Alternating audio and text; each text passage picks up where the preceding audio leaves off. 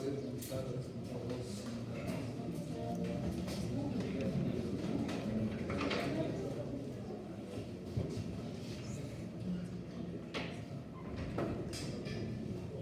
Vamos a continuar con los temas. Ya nos toca documentos médico-legales. Cuando hablamos de documentos médico-legales, hablamos de todos aquellos escritos que prescribe el profesional de la salud, en este caso nosotros los médicos, y básicamente un documento médico-legal de bastante importancia es la historia clínica. Ya ustedes conocen las partes de la historia clínica, la semiología de la historia clínica, eso no lo vamos a tocar, sino vamos a tocar la reglamentación acerca de la historia clínica. Lamentablemente, lo que observamos con la historia clínica ya no son ni siquiera pequeños resúmenes que se hacían. Hay historias clínicas bastante incompletas. Y esto conlleva a problemas de interpretación de la salud de un paciente. Por ejemplo, sobre todo en las historias manuscritas. ¿Qué pasa? No fijan la fecha y la hora de ingreso a la atención del paciente. Si bien es cierto, en admisión, estas historias clínicas, sobre todo de emergencia, se consigna una fecha y hora a la que ha ingresado a admisión, pero no se consigna la hora, sobre todo, que ha sido atendido ese paciente. A veces la demora no es solamente de cuestión de 5 o 10 minutos, sino es mucho más. Y sobre todo en casos de emergencia, ese tiempo es muy valorado. O sea, el tiempo que se ha tenido a una persona esperando es muy valorado. Entonces, ya vienen las declaraciones, primero dicen no, que se ha atendido inmediatamente, el paciente dice no, me han hecho esperar más de media hora, a veces una hora.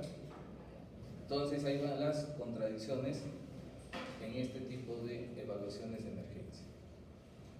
Cuando estamos hablando sobre todo de emergencias que ponen en riesgo la vida de una persona.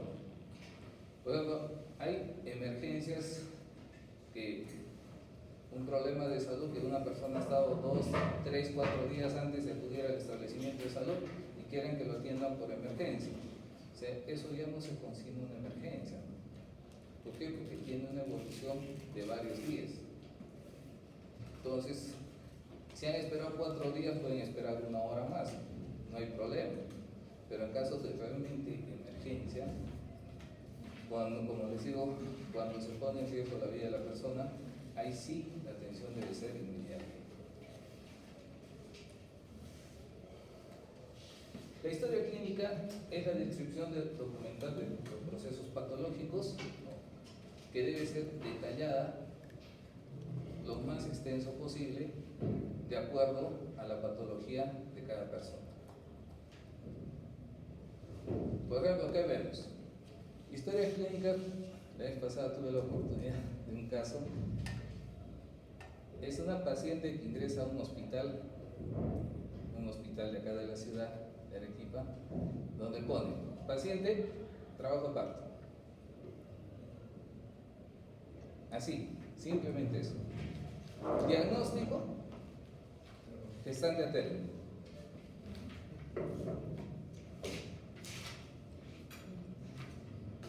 O sea, ¿cuál es la sintomatología? Desde qué hora está con su trabajo de parto. Solamente indica eso en la historia clínica.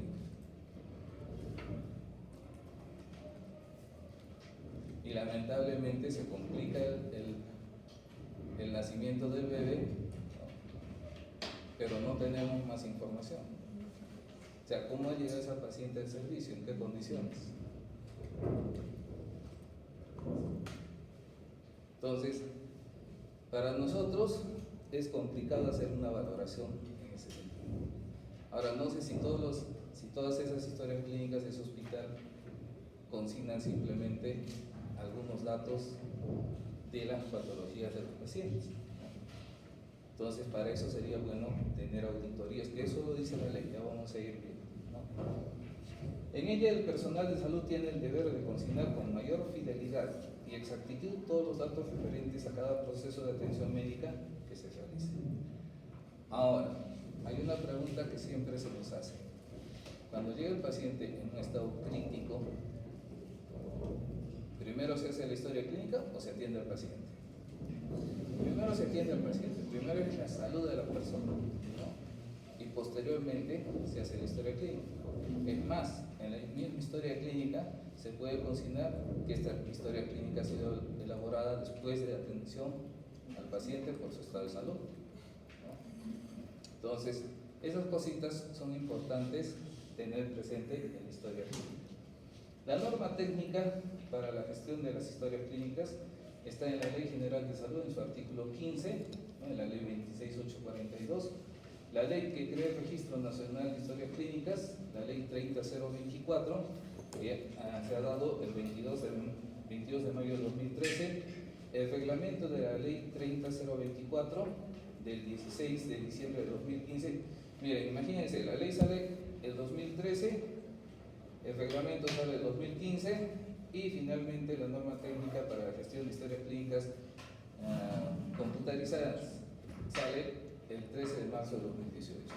O sea, ¿cuántos años ha demorado? 5 años para ya tener en funcionamiento este sistema de las historias clínicas digitalizadas. En la Ley General de Salud, en su artículo 29, dice: el acto médico debe estar sustentado en una historia clínica veraz, suficiente, que contenga las prácticas y procedimientos aplicados al paciente para resolver el problema de salud diagnóstico.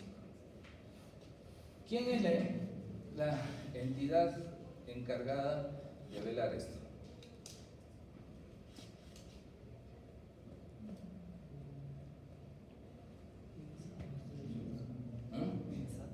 El MINSA. No, el MINSA sí tiene algo de influencia, pero hay una entidad encargada de velar esto. No, el Ministerio Público. Nosotros no hacemos auditorías. Bien.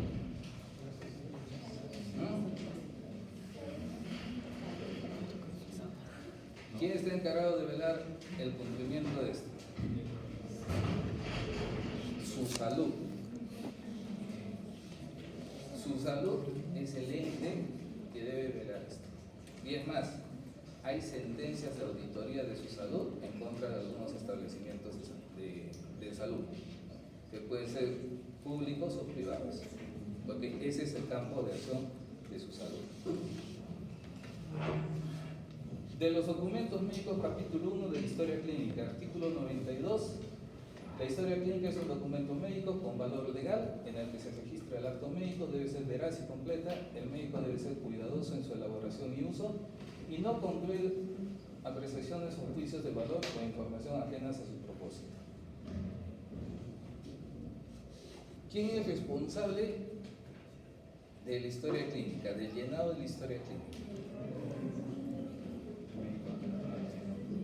Bien, yo lo que les comento y lo que vemos, y ustedes también van a ver eso, que muchos médicos dan su sello al residente o al interno. Y cuando sucede algo, ellos agarran y leen la historia clínica y dicen: pero esta no es mi letra. ¿Pero quién lo ha firmado? El problema es quién lo ha firmado, no quién lo ha llenado.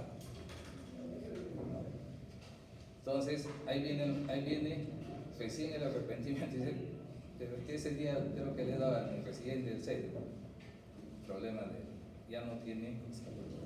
Porque el que firma la historia clínica es el responsable de lo que contenga esta historia clínica. El médico no debe modificar o adulterar el contenido de la historia clínica o en cualquier otro documento clínico relacionado con la atención del paciente, sea perjudicado para obtener algún beneficio indebido para este, para sí o para terceras personas. Antes se tenía mucha confianza. ¿Qué pasaba? Cuando había una denuncia de mala praxis, el fiscal iba, intervenía y solamente sellaba en la última hoja de la historia clínica, lo sellaba y lo firmaba. Pero se han visto casos que han modificado las historias clínicas. Y eso de modificar la historia clínica no es una falta, es un delito, porque están entorpeciendo la investigación. Entonces, aparte de la denuncia por mala praxis, se puede ganar una denuncia por modificar la historia clínica. Entonces, ahora, ¿qué hace el fiscal cuando acude a una denuncia por mala praxis? En las historias manuales lo sella todas las hojas y lo firma. Y esa historia clínica queda en custodia de la dirección. Entonces, cualquier momento que se pide ese documento, sacan copia y la entregan a la fiscalía. Entonces, eso ha cambiado en el actual. Ahora, el problema, ¿cuál es? Con las historias clínicas digitalizadas. Porque ¿dónde lo va a sellar? ¿Dónde lo va? Tendría que imprimir la historia clínica y proceder a sellar y poner en custodia esa historia clínica. Pero todavía no hemos tenido ninguna experiencia de esto, felizmente. El médico no debe utilizar la información contenida en la historia clínica elaborada por otros médicos sin la autorización debida para fines ajenos a la atención del paciente. El médico debe mantener el anonimato del paciente cuando la información contenida en la historia clínica sea utilizada para fines de investigación o docencia. Eso sí, generalmente se cumple, ¿no? Todo el trabajo que hacen los profesionales de la salud, sacan las historias clínicas y mantienen el anonimato de la atención de los pacientes, ¿no? Sobre todo los datos personales. El Registro Nacional de Historias Clínicas, la Ley 30024, esta ley sale el 2013, como les digo, y recién en 2018 se ha reglamentado. Es el documento médico que registra los datos de identificación y los procesos relacionados con atención al paciente en forma ordenada, integrada, secuencial, inmediata de la atención que un médico u otro profesional brinde al paciente, cuyo registro unificado y personal multimedia se encuentran contenido en una base de datos electrónica registrada mediante programas de computación y refrendada por la confirma digital del profesional tratante. El almacenamiento, la actualización y uso en estricta coordinación con el Ministerio de Salud. ¿Cuál es la idea de generar esta ley? ¿Qué creen que persigue esta ley para el beneficio de los pacientes sobre todo?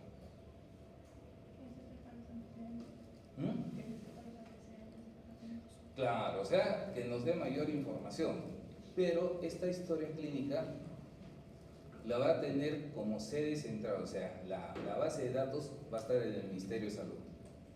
Entonces, todas las historias clínicas de pacientes, tanto de atención privada como pública, se va a concentrar en esta base de datos. Y cuando un paciente acuda, ya sea a eSalud, ya sea al Ministerio de Salud, o acuda a una clínica particular, va a tener toda su información en esa historia clínica, ¿no? Esa es la idea. Pero como les digo, ya son 10 años y todavía sigue en idea, porque sobre todo en el Ministerio de Salud todavía no se está haciendo. En eSalud ya se está trabajando. ¿Cuál es el problema de las historias clínicas de salud? eSalud tiene un programa básico para la historia clínica de los pacientes, solamente la digitalización de la información. El problema que tiene es con los exámenes auxiliares y sobre todo con las imágenes.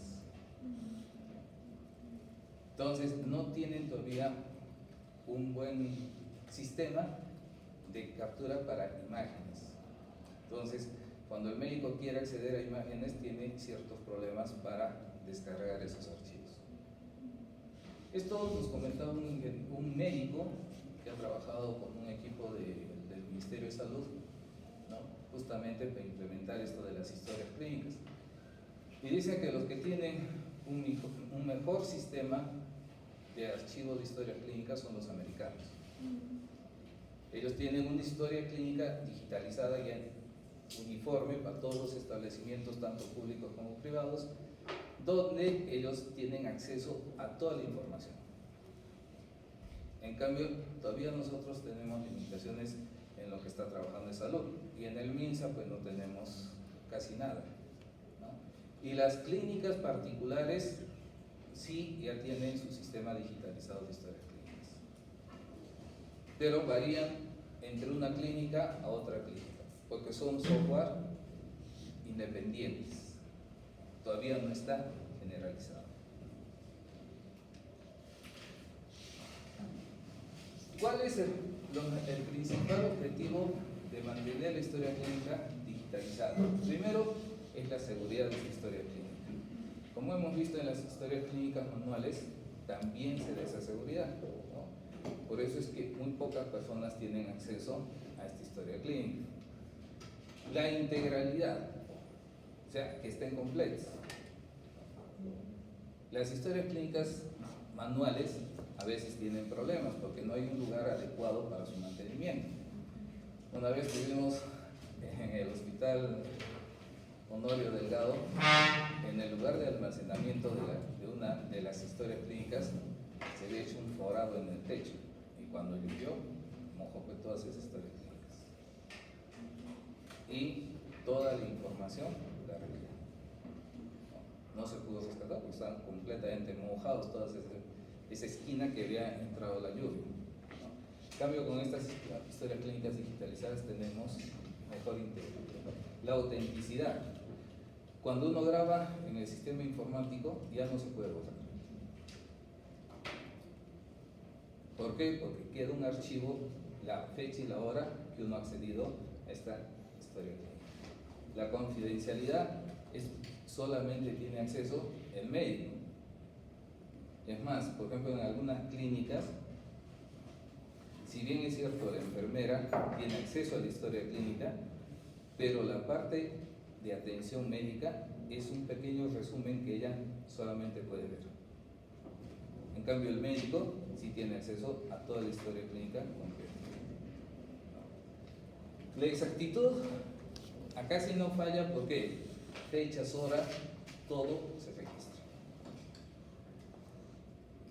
Porque acá no es que me he olvidado, sino que ya tiene un registro automático.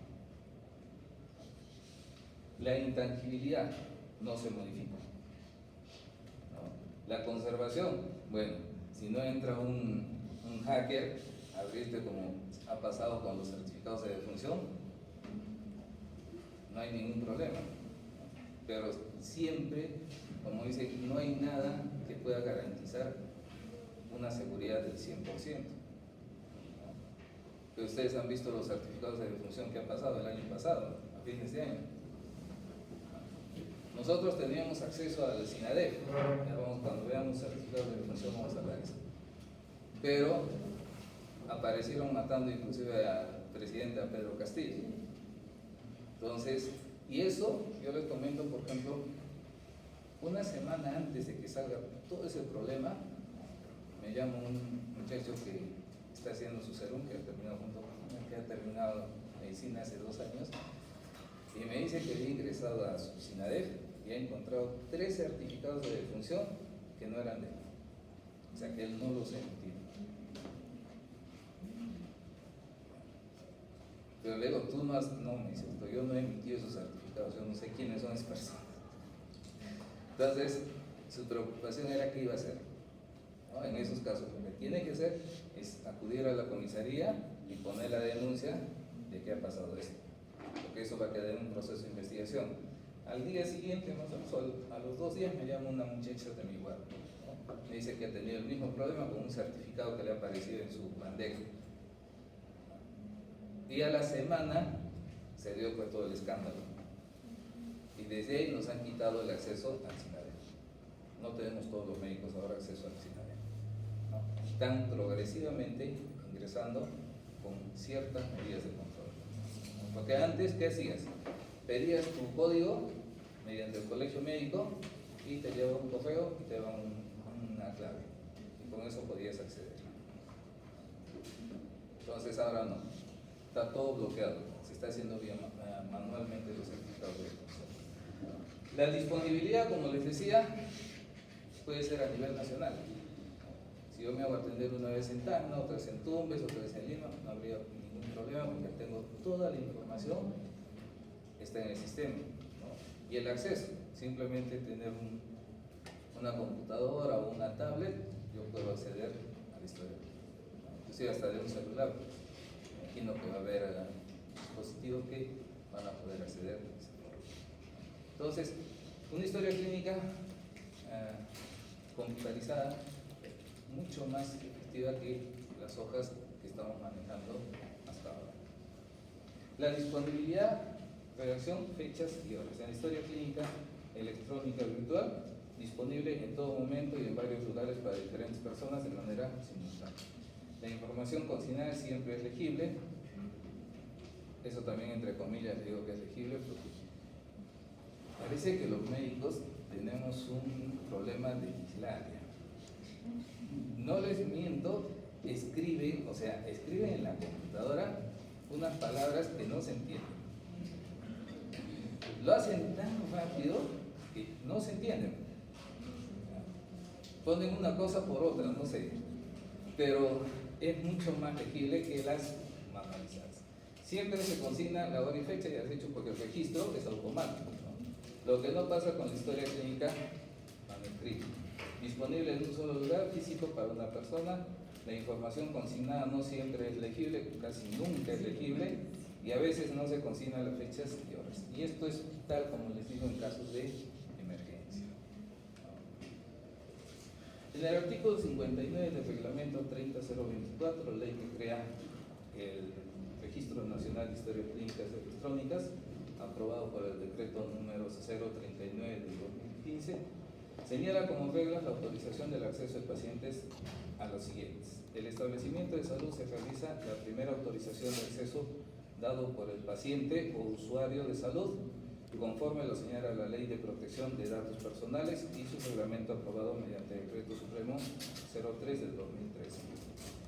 En el Registro Nacional de Historias Clínicas se realiza la segunda y tercera autorización de acceso. La segunda regla es para que el profesional de salud que lo atienda acceda a la historia clínica electrónica del mismo paciente o usuario de salud a través del Registro Nacional de Historia Clínica. Y la tercera autorización es el acceso en la lectura de la información clínica sensible contenida en la historia clínica electrónica, el mismo paciente o usuario de salud a través del Registro Nacional de Historias Clínicas y que fuera generada en otro establecimiento de salud o servicio médico que apoye distinto al que brinde en ese momento.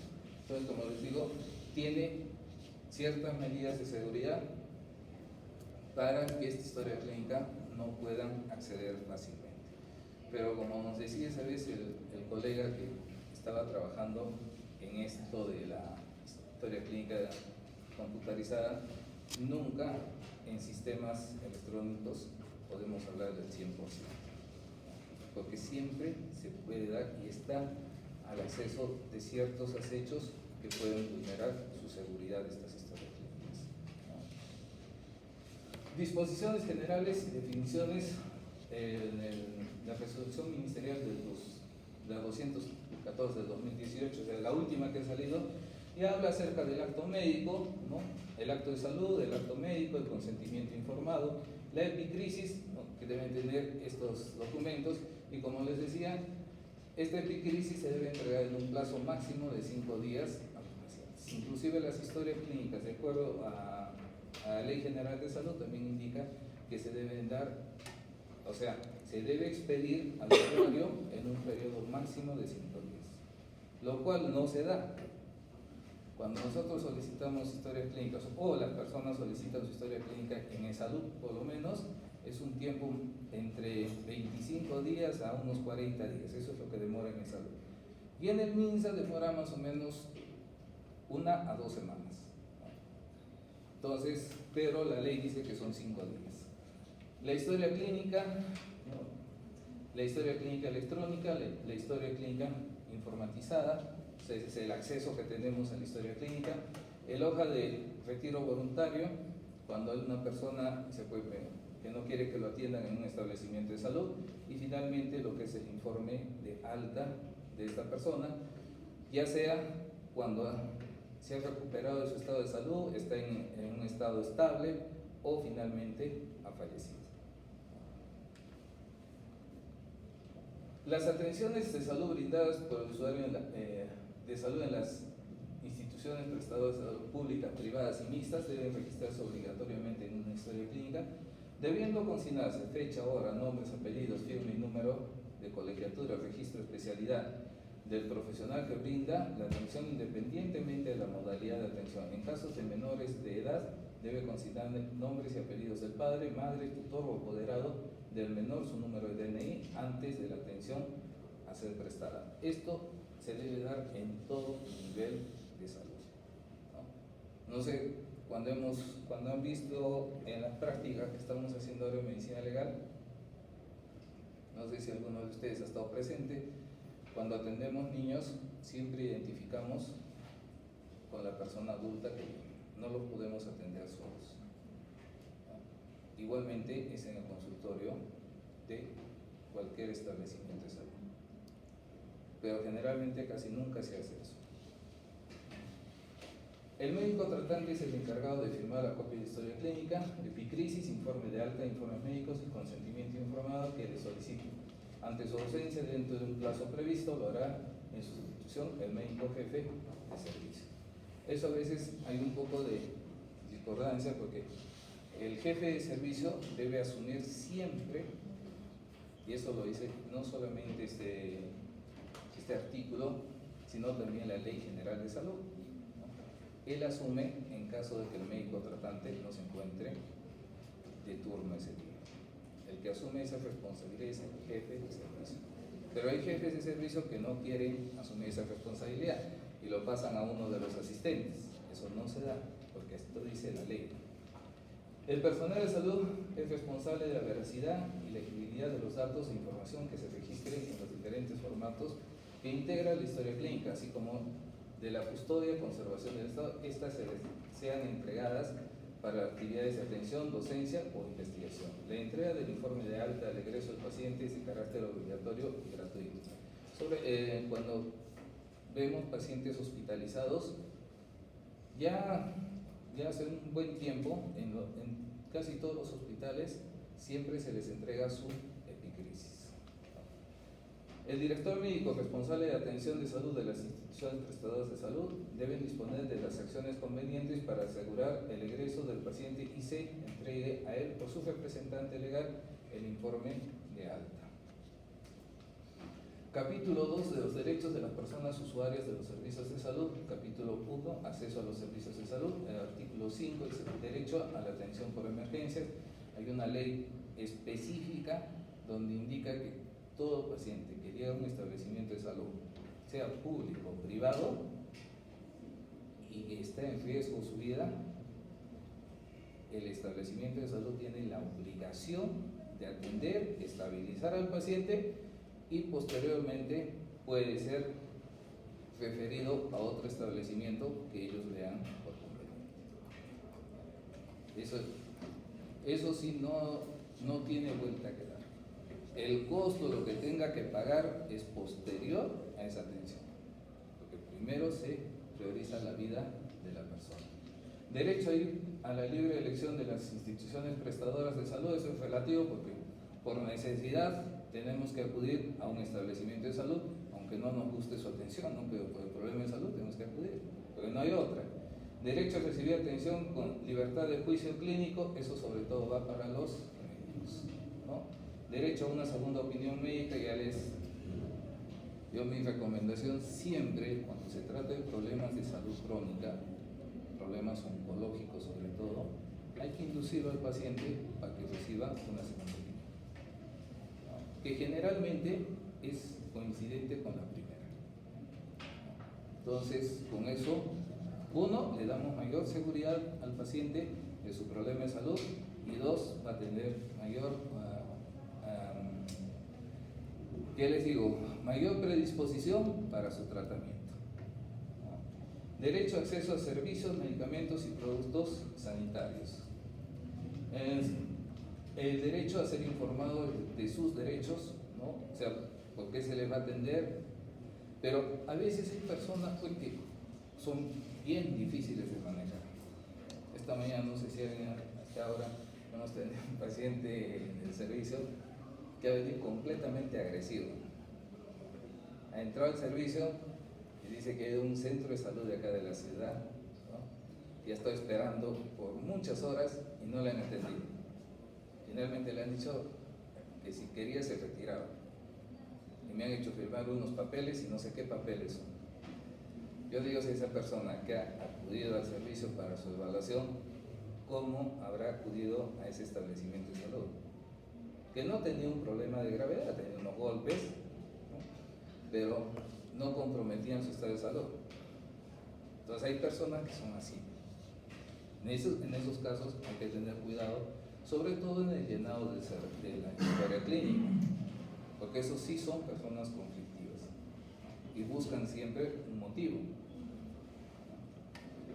Derecho a conocer el nombre de los responsables de su tratamiento, por eso es la identificación siempre del médico. Derecho a ser informado sobre las condiciones y requisitos para el uso de los servicios.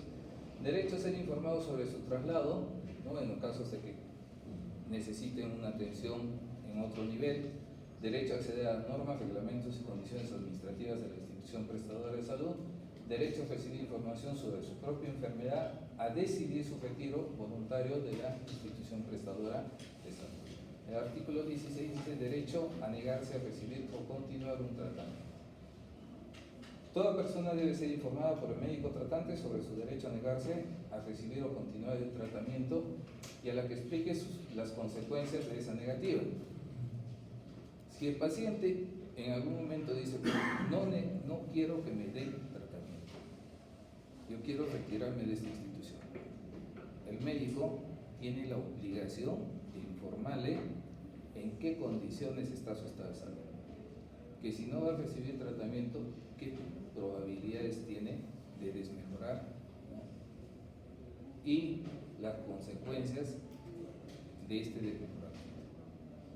Y eso tiene que estar consignado en la historia clínica. Ahora, hay estudios, por ejemplo, en Europa, sobre todo concerniente a lo que es el consentimiento informado. Dice que nosotros podemos hacer un excelente consentimiento informado, darle la mejor información. Pero en el lapso de 7 días, esta persona solamente tiene la capacidad de haber captado el 40% de lo que nosotros le hemos dado de información.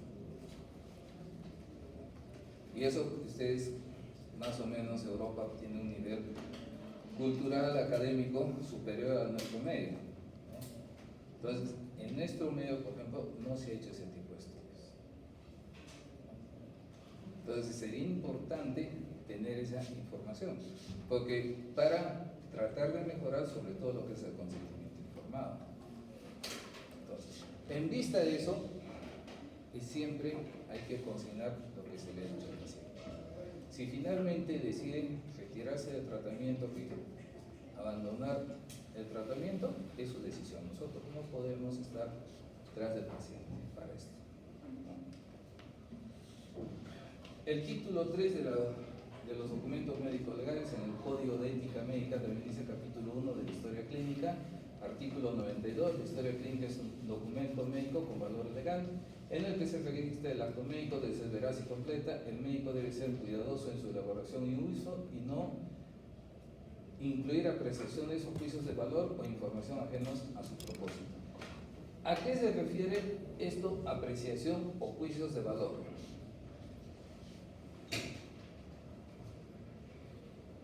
Eso lo dice la ley, también el Código de Ética del Colegio Médico.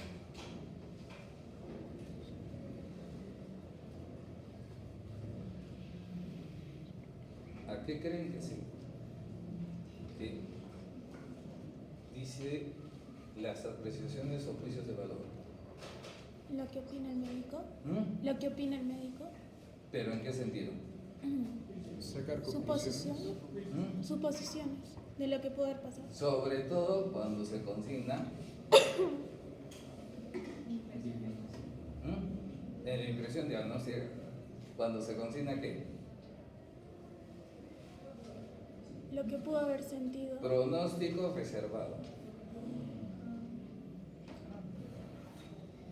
Muchas veces esos pronósticos reservados salen. No, yo no sé si les conté un caso que Era una señora que sufrió un hecho de tránsito, sufre un trauma abdominal y la operan. Le sacan el vaso, le hacen una esplenectomía, sale de operación y lo mandan a cuidados intensivos. Justo el día que me solicitan la visita al hospital, fui y me encuentro con el médico que lo estaba atendiendo. Entonces conversamos con el colega y le digo, ¿cómo estás? Me dice, desde antes de ayer su estado está así. O sea, ya estamos esperando, no va a pasar certificado. Y bueno, todos sus signos estaban pésimos. Él inclusive le habían puesto ya 2 días pronóstico reservado. Entonces me voy, hago mi informe, ya no le califico a la señora, ya no hago la cuantificación de las lesiones, porque como decía, pronóstico reservado, lo más probable es que fallezca y pase a la morgue, pase una necropsia, ¿no? Y ahí ya ponen ya el diagnóstico de muerte. La cosa es que pasaron por unos 20, 25 días, y un día la señora secretaria me dice, doctor, está buscando una señora, una ancianita. ¿Qué será? Dile qué pasa. Era una viejita, entra al consultorio y, sí señora, doctor, me dice, mi abogado me ha dicho que usted me ha hecho una visita al hospital y no me ha calificado. No me ha hecho la calificación en el certificado. Claro, ya. Sí, acá están mis informes, me saca pues su historia clínica, todo, había sacado fotocopia. Y veo la historia, me acordé. Supuestamente esa señora ya debía haber fallecido. Todos le habían puesto pronóstico reservado, inclusive yo también le puse pronóstico reservado, por eso ya no hice la calificación. Pero miren cómo se ha recuperado, ya ha estado caminando los 25 días más o menos. Entonces, justamente habla acerca de eso, ¿no? El médico no debe realizar información contenida en una historia clínica elaborada por otro médico sin autorización debida para fines ajenos a la atención del paciente. El médico debe mantener el anonimato del paciente cuando la información contenida en la historia clínica sea utilizada para fines de investigación o docencia. Eso siempre tratamos de hacer, ¿no? Entonces, confidencialidad y acceso a la historia clínica. Todo usuario de los servicios de salud tiene derecho a exigir la reserva de la información relacionada con el acto médico y la historia clínica, con excepciones que establece la ley 26842, ya hemos visto la vez pasada. ¿En qué casos nos dice que puede ser pública esa información? No pública para todo el mundo, ¿no? Sino para ciertos niveles administrativos sobre todo. Hemos dicho de los seguros, ¿no? De sistemas de vigilancia epidemiológica, cuando lo solicita la autoridad competente. Entonces, en esos casos solamente se puede dar esta información. Así como dispone la ley 29733, Ley de Protección de Datos Personales. El paciente usuario de salud tiene derecho a que se le entregue a su solicitud copia de historia clínica de crisis dentro del plazo de 5 días. Según lo establecido en el marco legal, para los propósitos de proporcionar la copia referida se debe considerar lo siguiente: consulta en el momento de comunicar el alta del paciente o de ser en caso de su representante legal, si son menores o personas que tienen algún tipo de discapacidad, sobre todo discapacidad mental. Si solicitan copia de la historia clínica, informándole los costos de dicha copia serán asumidos por el solicitante, pudiendo entregarse copias parciales o totales de la historia clínica, según lo solicite. Proceder según el establecimiento del TUPA en los establecimientos de salud, porque el costo de estas copias lo paga el usuario. Eso no corre a cuenta del establecimiento de salud. Por eso pagan al banco un monto. Por hoja de historia clínica se paga.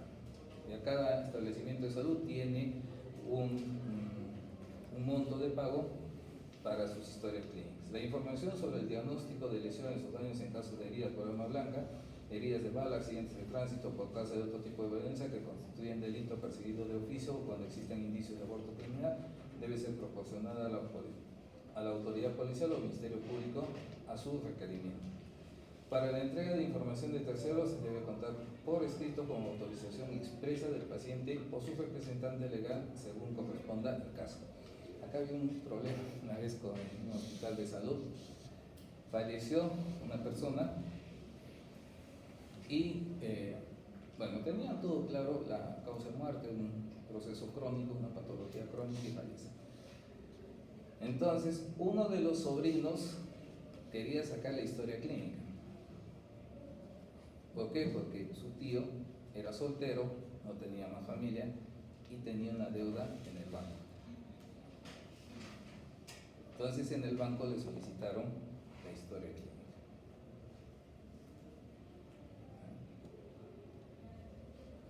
La ley dice pues, que no se puede dar en ese sentido, o sea, tiene que ser la persona, familiar directo, era el sobrino. Se fue a quejar a la Defensoría del Pueblo, o sea, todo un escándalo. Finalmente se reconoció porque no se podía dar en ese sentido el certificado de la historia clínica. O sea, que no tenía validez su solicitud de esa persona. Porque si el familiar hubiera dejado antes de fallecer un documento que autorizaba la entrega de esta historia clínica a uno de sus familiares, no había ningún problema, ¿no? Pero en este caso no. Entonces, este muchacho se quejó por todo lado, pero nadie le dio razón porque eso está en la ley. No hay vuelta que dar. Esto se aplica a la información de la institución prestadora de servicios de salud, si tiene obligación legal, administrativa de proporcionar, la cual se refiere al artículo 25 de la Ley 26842, Ley General de Salud. Reglamento de la Ley 29733, disposiciones complementarias y finales, transitorias, título 1, disposiciones generales, datos personales relacionados con la salud, es aquella información concerniente a la salud pasada, presente y pronosticada física y mental de una persona, incluye el grado de discapacidad y su información genética. Reglamento de la Ley 29733, artículo 4, capítulo del usuario de salud o su representante legal lo solicite, las IFRES están obligadas a entregar copias autenticadas de la historia clínica o epicrisis. El costo de reproducción será asumido por el interesado. También está en el artículo 44 de la Ley General de Salud, en un plazo máximo de 5 días, en situaciones en las cuales se requiere un plazo menor de 48 horas, deberá sustentar el documento de solicitud. Esto, como les digo, es algo que no se da en ningún establecimiento. Tal vez en las clínicas privadas sí, ahí más o menos demora una semana, pero en establecimientos públicos y en la salud demora alrededor de un mes. ¿Qué nos interesa de la historia clínica? Su alto valor médico. ¿Por qué? Hemos visto que en la historia clínica está toda su patohistoria, la historia de toda su enfermedad de una persona. Y esto es importante tanto para el médico tratante como para el paciente, esta información. Es gerencial porque a partir de las historias clínicas podemos nosotros, como establecimiento de salud, proyectar cierto tipo de atenciones y mejorar algunas de ellas, ¿no? Es legal, ya les he dicho que es el documento en donde se basan muchas sentencias de historia clínica. Y académico, para ustedes sobre todo, ¿no? La revisión de historias clínicas, casos clínicos, es una fuente primaria en la parte académica. Finalidades: existen historias clínicas de tipo asistencial, de carácter docente, investigación, sociosanitarias, de control de calidad y finalmente administrativas. O sea, de la historia clínica puede desprenderse todas estas áreas. La ley generalidad es la Ley General de Salud, en su artículo 15 dice: toda persona tiene derecho a exigir la reserva de la información relacionada con el acto médico y su historia clínica, con excepciones que la ley establece, que hemos visto. Artículo 44, al que se entregue el informe de alta al finalizar su estancia, el establecimiento de salud así lo solicita, copia de la crisis o de su historia clínica. Son documentos que contienen los datos, valoraciones, información sobre el estado y evolución clínica de cada paciente a lo largo de un proceso asistencial. Por eso les decía que en la historia clínica tenemos toda nuestra patología escrita en ese documento. Finalmente, ¿de dónde nace el certificado de defunción?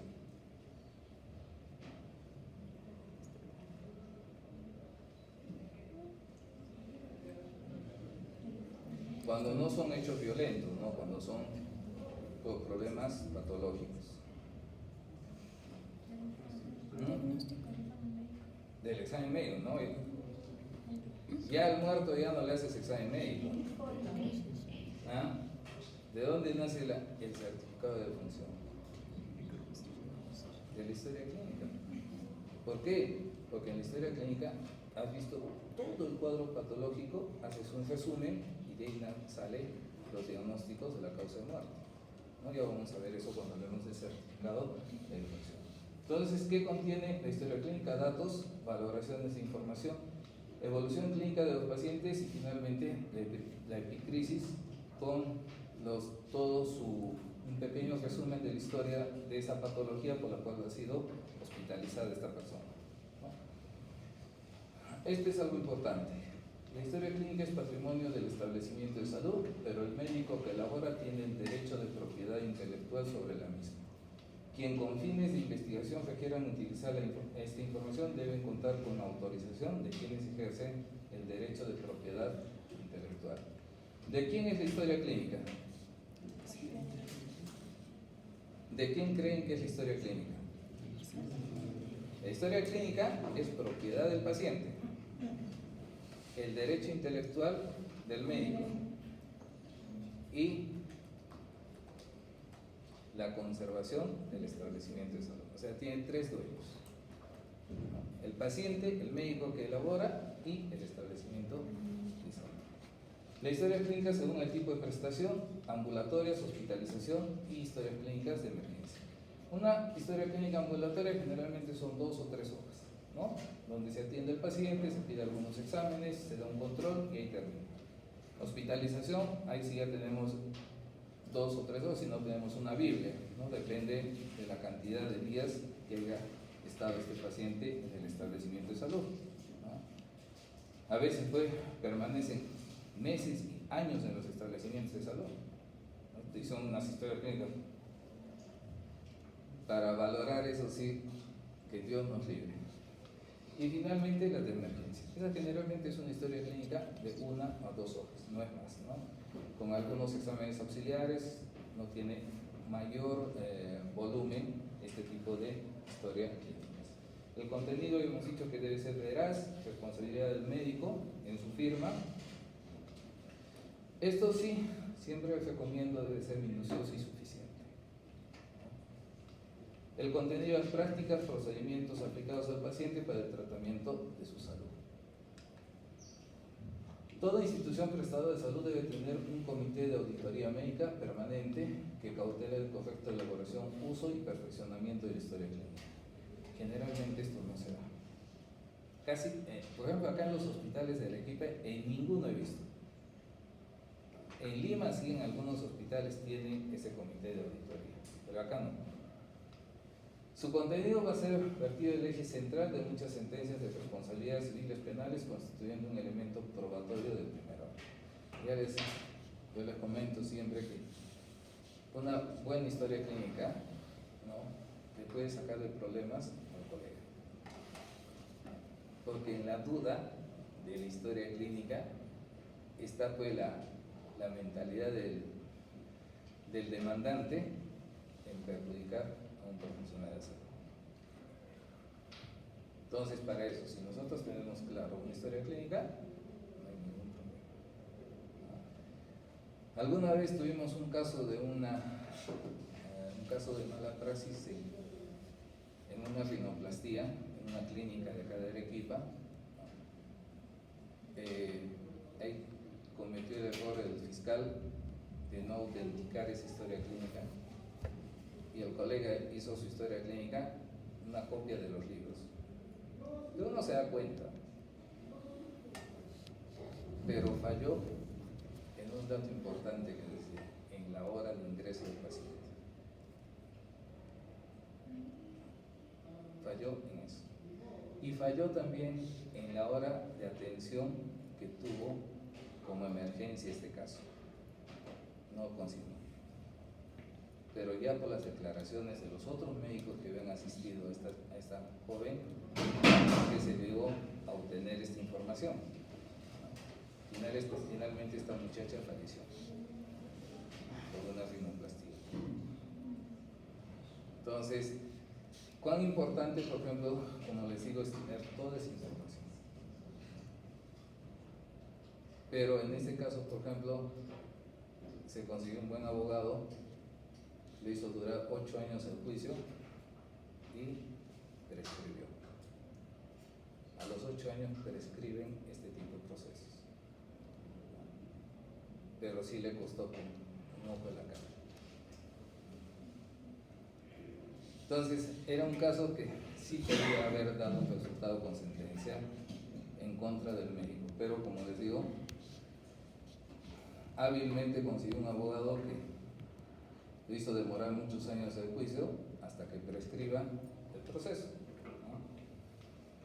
La documentación relativa a la hoja clínica estadística, autorización de ingreso, informes de urgencia, anamnesis y exploración física, son las partes que ustedes han visto, la evolución, órdenes médicas, la hoja de interconsulta si se da el caso, los informes de exploraciones y complementarias, el consentimiento informado, informes de anestesia, informes de quirófano, de registro de parto, informes de anatomía patológica, la fecha y hora de atención, filiación, anamnesis, enfermedad actual, motivo principal de consulta, antecedentes, examen físico, hoja de consentimiento informado de ser el caso, evolución y planificación de cuidados de enfermería, aplicación terapéutica de enfermería, gráficos de constantes e informe clínico de alta.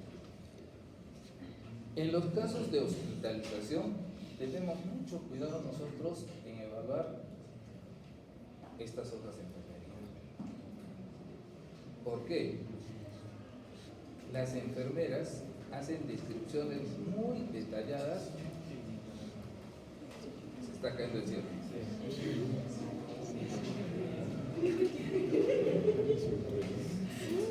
Como lo que les decía, las enfermeras describen muy bien todo lo que pasa con el paciente. Y a veces encontramos cosas que el médico no ha consignado y son contradictorias a las que dice el médico. Entonces, para nosotros, la evolución de enfermería en la valoración de este tipo de historias clínicas es muy importante. La hoja de autorización de procedimientos quirúrgicos, de ser el caso, exámenes auxiliares, diagnósticos presuntivos, plan de trabajo, terapéutica y seguimiento. En la epicrisis, resumen de la historia clínica, en casos de parto, llenar la historia clínica perinatal y partograma, firma y sello del médico tratante. La firma y sello del médico tratante da originalidad a esa historia clínica. El que ha firmado y ha sellado esa historia clínica es el responsable de todo esa evolución. Aunque él diga después, esta no es mi letra, la debía ser el interno, la debía ser el residente, no vale. Él ha dado fe que todo lo que está escrito en esa historia clínica ha sido revisada por él. Por eso lo ha firmado y lo ha sellado. El lugar de atención puede ser consultorio externo, puede ser emergencias, hospitalización, domicilio, campañas de salud. En todos estos niveles de atención tiene que haber una historia clínica. Clasificación y formatos, historias clínicas según el nivel de atención. Primer nivel, historias clínicas familiares, puesto de salud con médicos, centro de salud sin internamiento, centros de salud con internamiento, según hospitales nivel 1, 2. Tercer nivel, historias clínicas individuales, hospitales nivel 3, institutos especializados. Cada uno de estos establecimientos tiene un formato distinto en sus historias clínicas. Por ejemplo, los institutos especializados son historias clínicas muy completas, muy detalladas, ¿no? ¿Por qué?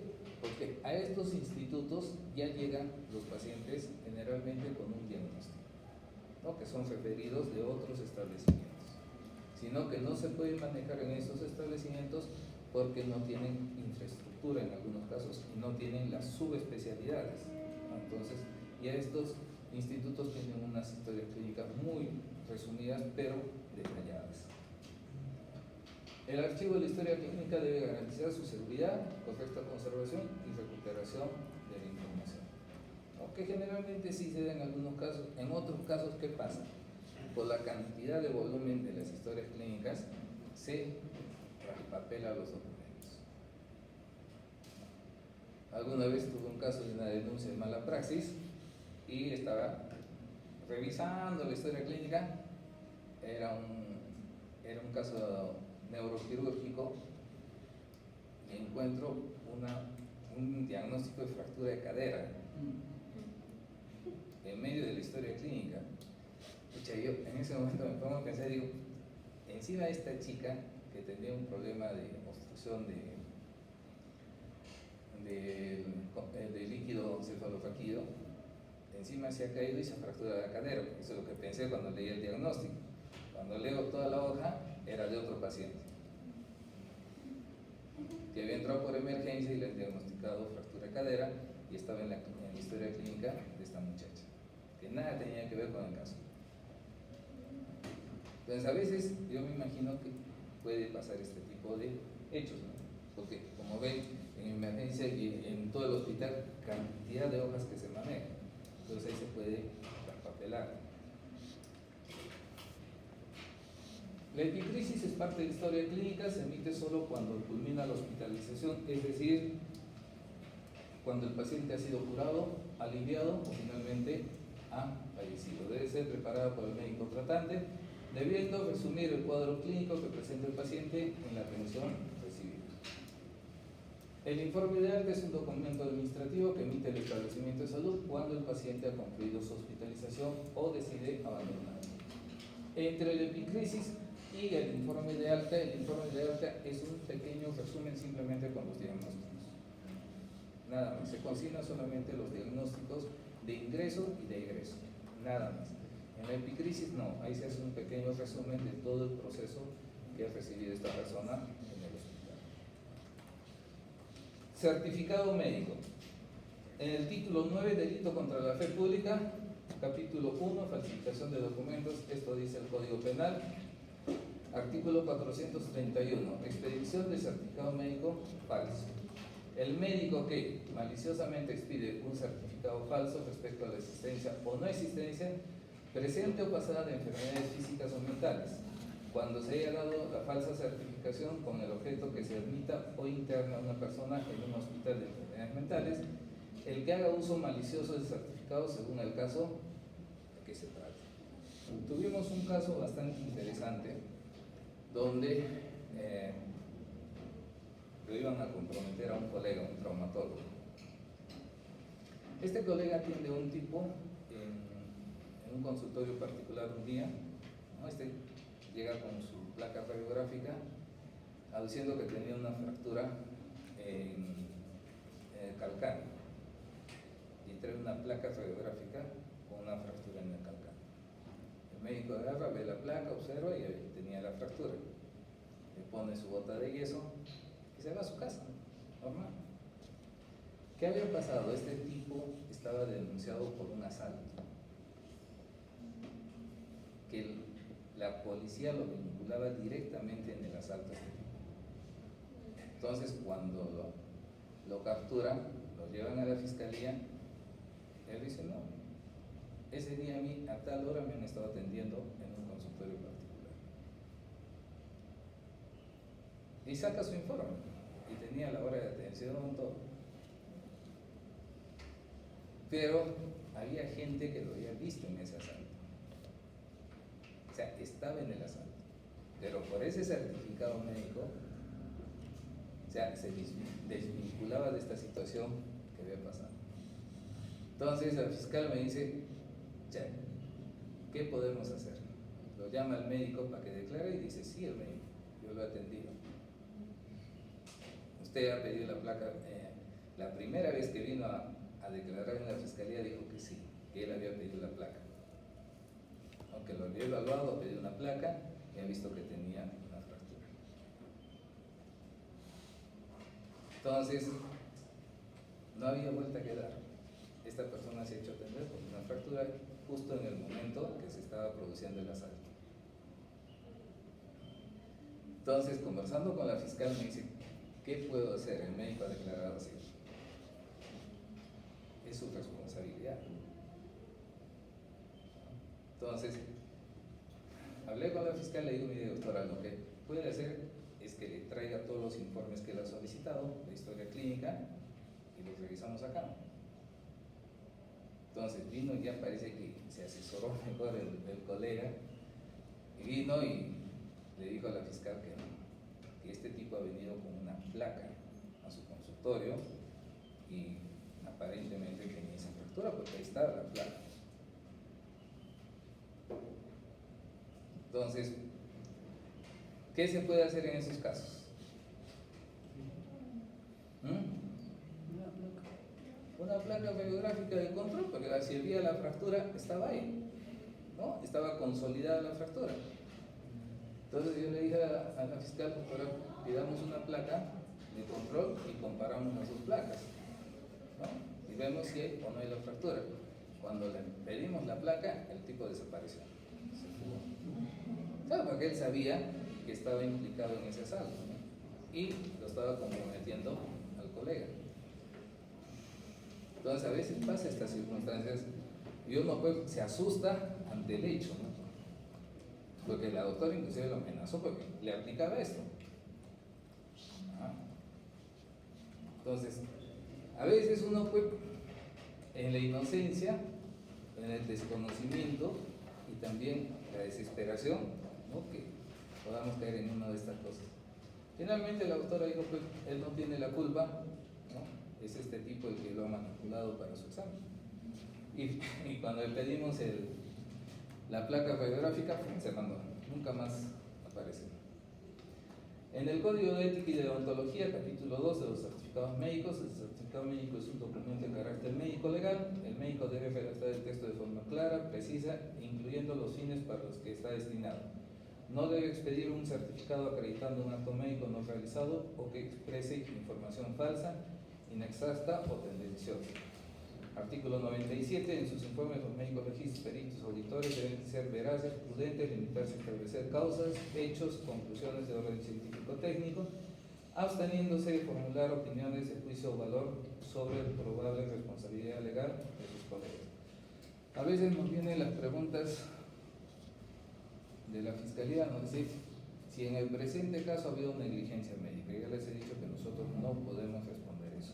Lo dice el Código de Ética, también lo dice el Código Penal, ¿no?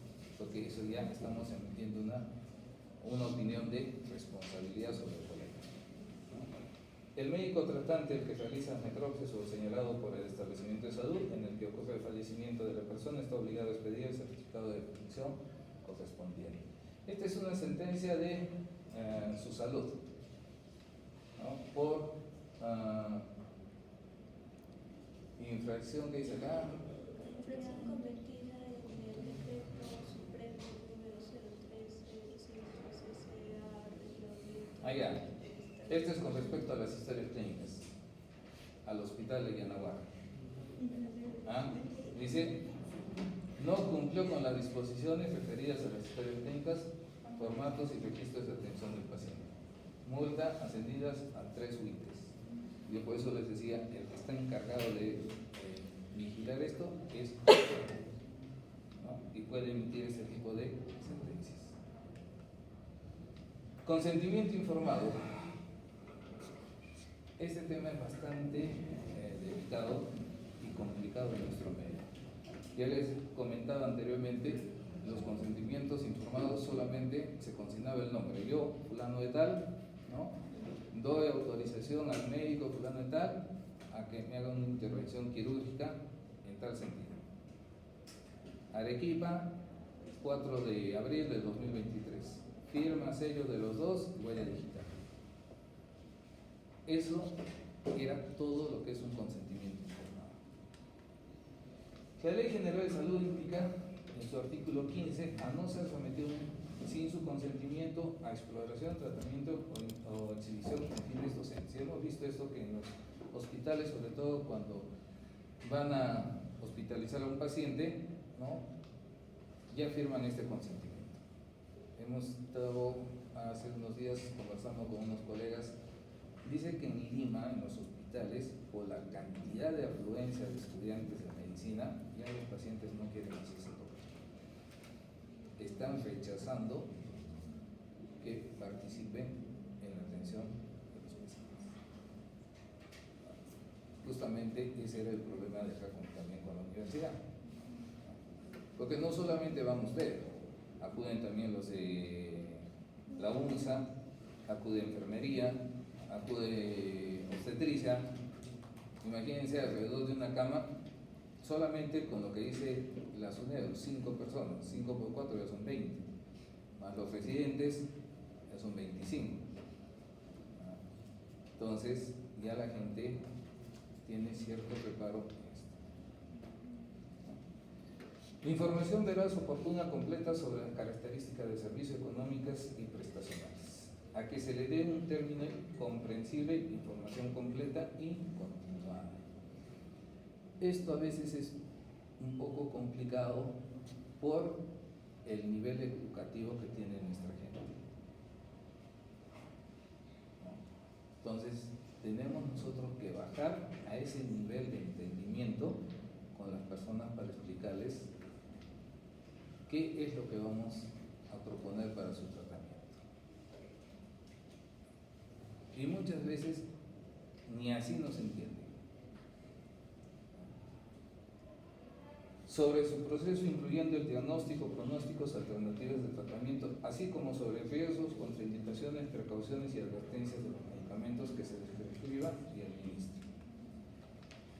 En la Ley General de Salud, artículo 15, dice a que se comunique todo lo necesario para que puedan dar su consentimiento informado previa a la aplicación de cualquier procedimiento, tratamiento o negándose inclusive a este artículo 27. El médico tratante, así como el cirujano dentista o obstetrista, están obligados a informar al paciente sobre el diagnóstico, pronóstico, tratamiento, manejo, así como los riesgos, consecuencias de los mismos para aplicar tratamientos especiales, realizar pruebas riesgosas o practicar intervenciones que puedan afectar psíquica o físicamente al paciente. El médico está obligado a obtener por escrito el consentimiento informado.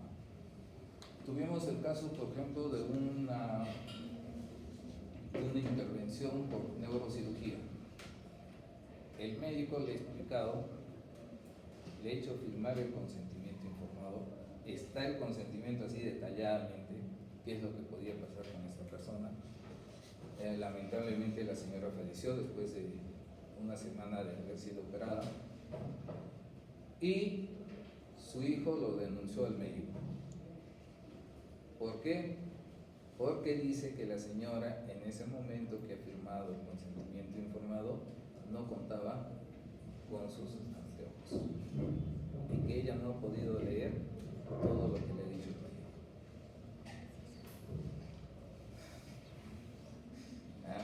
Ahorita están en ese juicio. Es un caso que realmente se va a tener que probar. Pues también el médico dice que le ha hablado, no solamente le ha hecho firmar un documento para que ella lea. El mismo médico le ha ido explicando punto por punto los problemas de salud que había presentado.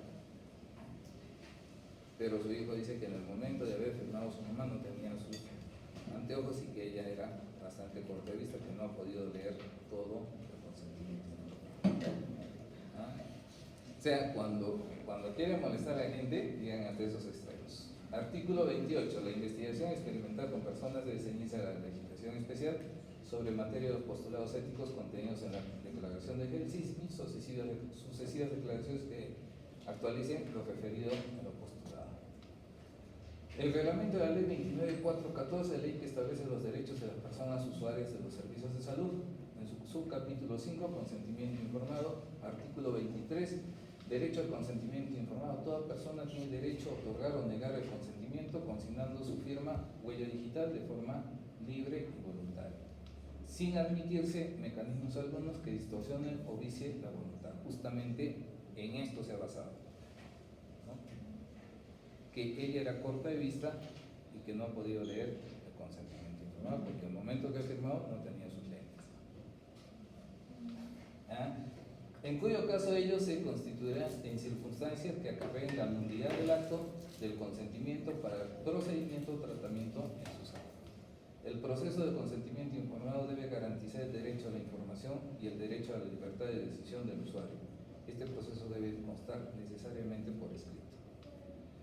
En un documento que visibilice el proceso de información y decisión, el cual además formará parte de la historia clínica del usuario, siendo responsabilidad de la institución prestadora de salud, su gestión, custodia y archivo correspondiente. En el caso que las personas capaces que no supiesen firmar deben imprimir su huella digital en señal de conformidad. El consentimiento informado puede ser revocado y será expresado de la misma forma en que fue otorgado. A ver, por decirles, mañana hay una intervención quirúrgica de una vesícula programada a las 9 de la mañana. ¿Cuánto antes se debe hacer firmar el consentimiento informado? O sea, un tiempo prudente, dice.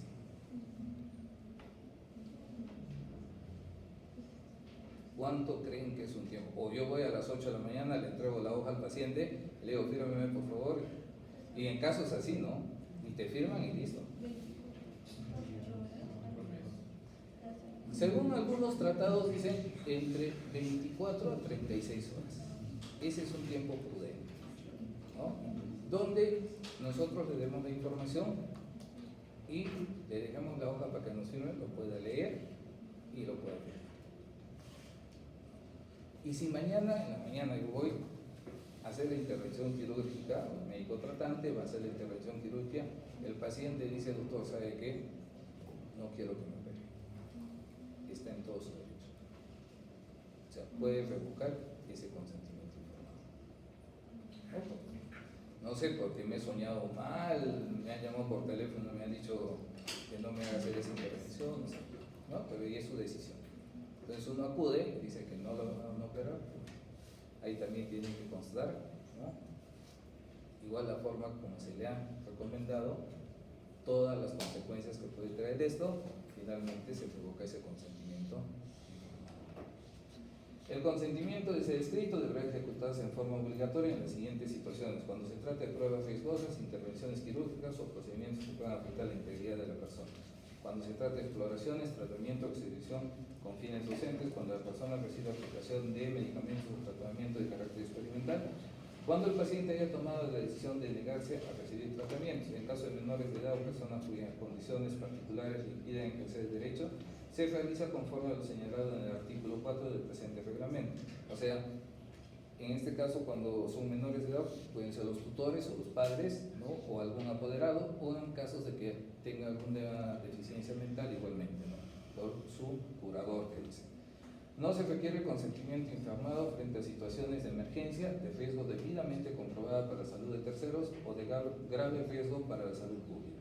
Sobre todo cuando se dan casos de emergencia donde corre peligro la vida de una persona. Hace un par de años, antes de la pandemia, a un muchacho ahí en la avenida, en la calle San Francisco, más o menos a las 6 de la mañana, le hacen un corte en el muslo, le seccionan la arteria femoral. Entonces la policía con los bomberos lo trasladan a salud. Su suerte de este chico es que en emergencia estaban los médicos de cirugía vascular terminando de atender un paciente. Ya no lo llevaron a sala de operaciones. En ese momento, en emergencia, lo operaron. Le salvaron la vida. Perdió un montón de sangre. Y en ese caso, por ejemplo, no se hizo el consentimiento informado. No era necesario, porque primero era la vida de esta persona. No son emergencias de ese tipo. Consentimiento informado debe ejecutarse en forma obligatoria en las siguientes situaciones: cuando se trate de pruebas riesgosas, intervenciones quirúrgicas; cuando se trate de exploración extremos.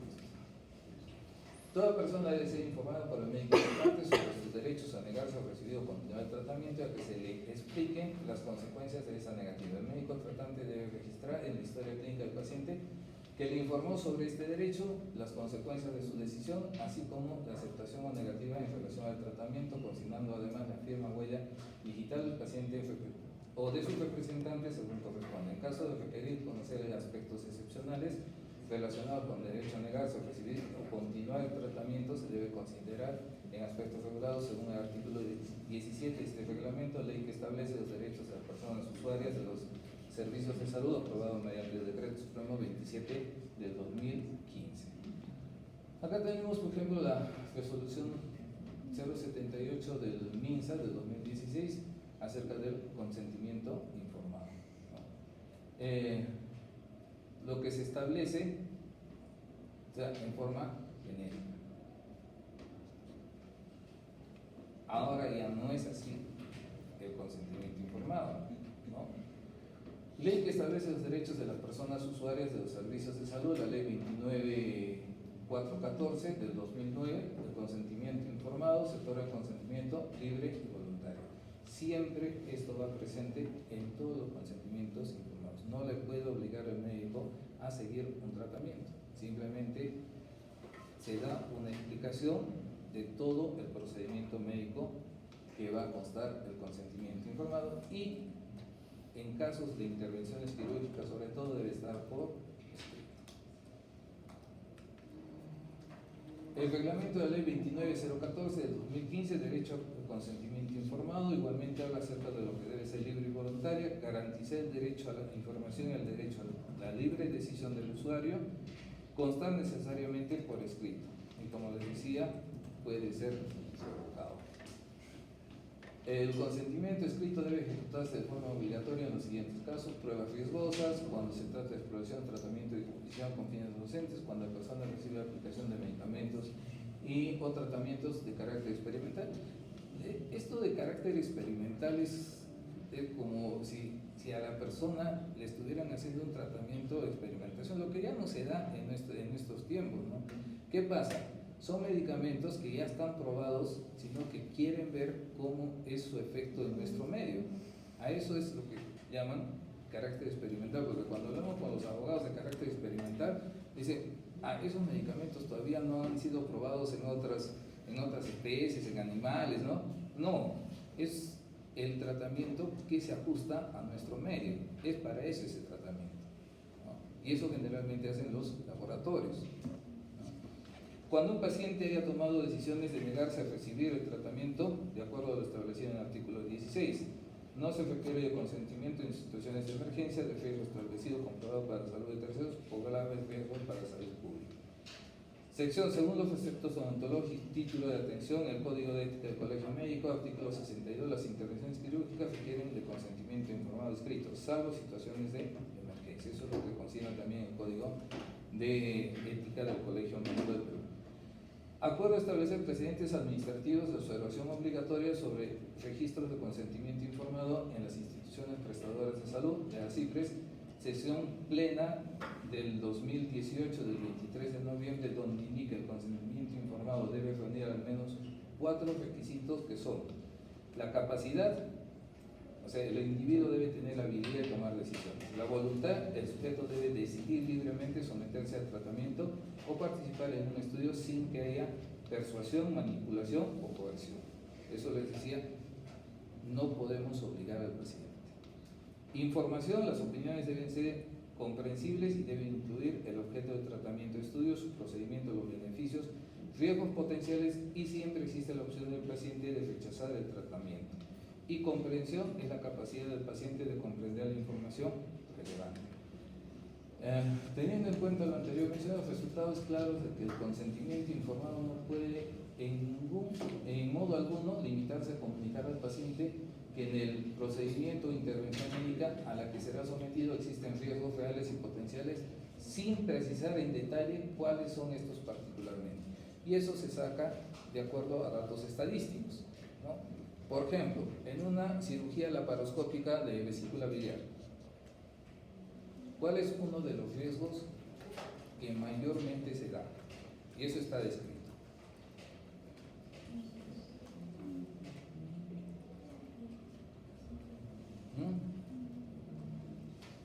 Usted ya llegó a cirugía, ¿no? Es uno de los riesgos muy potenciales que con mucha frecuencia se da en la cirugía laparoscópica.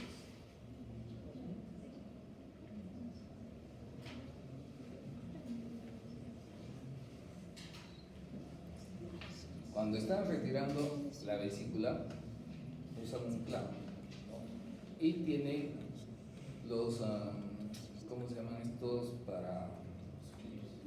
Para quemar para hacer la coagulación de sangre, los electrocauterios. El electrocauterio a veces choca con las asas intestinales y producen quemaduras. Eso es lo más frecuente que se produce.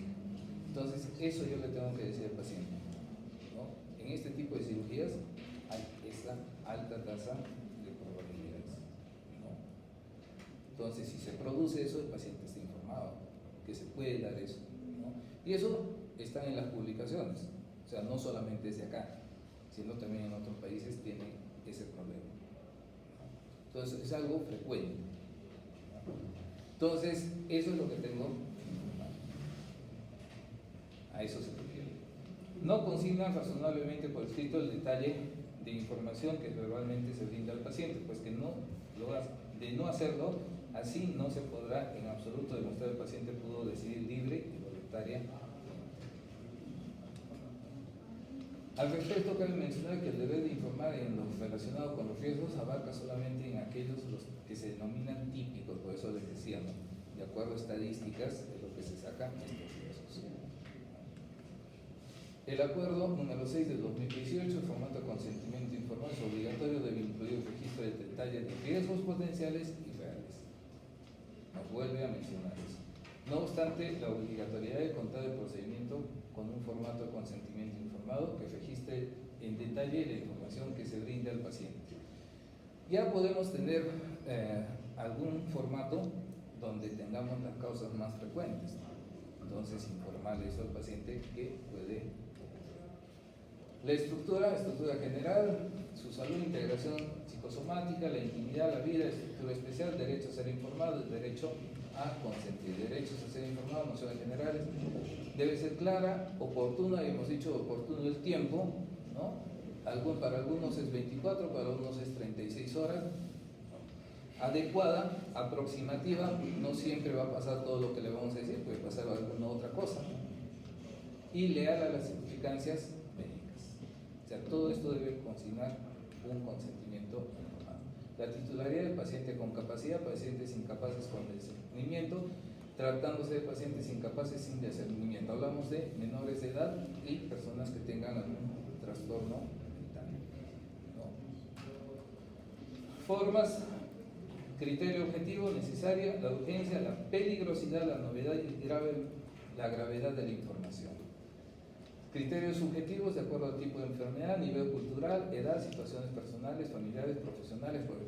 Acá, por ejemplo, no es igual conversar con una persona que sea una profesional de la salud, nos va a entender con mucha más facilidad que conversar con una persona que tenga quinto año de secundaria o que sea una persona analfabeta, ¿no? Entonces ahí vamos a tener ciertas complicaciones en dar este tipo de información. Capacidad de discernimiento, esto va de acuerdo a la edad y a la capacidad intelectual y deseo de información. Características, información oportuna, momento y tiempo, información adecuada, veraz, completa sobre las características del servicio, económicas y prestaciones y condiciones de servicio. ¿Qué más tenemos?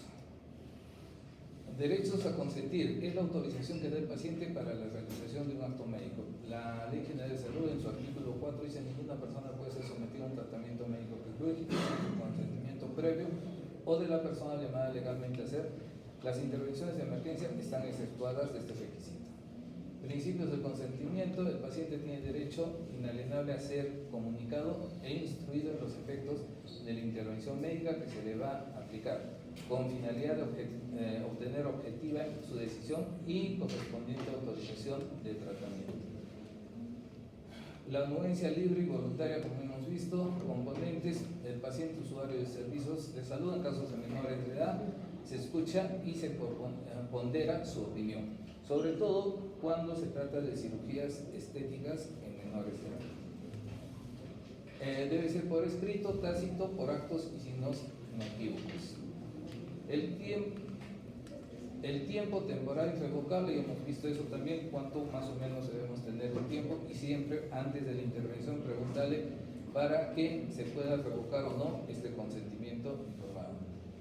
Consentimiento informado, dice el consentimiento se extiende hasta donde haya sido informado el paciente. Por eso les decía, siempre tener datos estadísticos para los posibles riesgos. Acá les mando un enlace para ver los consentimientos informados en el Hospital Cayetano Heredia de Lima. Esta es una sentencia igual al Hospital Arzobispo Loaiza, ¿no? Una multa por 1.6 UETs por no cumplir el consentimiento informado en sus historias clínicas. También la Superintendencia de Salud.